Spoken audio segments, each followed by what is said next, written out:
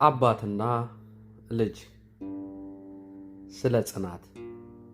አንድ አባት ልጁን ወደ እርሻ ይዞት ወጣና፣ ልጄ ይህንን ትልቅ ድንጋይ ካልገፋኸውና ካላነሳኸው ጥንካሬ አይኖርህም አለው። ልጁም ቀኑን ሙሉ ድንጋዩን ሲገፋ ቢውልም ድንጋዩ ንቅንቅ አላለም። ማታ ላይ ልጁ አዝኖ፣ አባዬ አቅሜን በሙሉ ብጠቀምም ድንጋዩን ማነቃነቅ አልቻልኩም አለ። አባቱም ልጄ ድንጋዩን ባታንቀሳቅሰውም ቀኑን ሙሉ ስትገፋው የነበረው ትግል የእጅህንና የትከሻህን ጡንቻ አጠንክሮልሃል። ዋናው ዓላማዬ ድንጋዩ እንዲንቀሳቀስ ሳይሆን አንተ እንድትጠነክር ነበር አለው።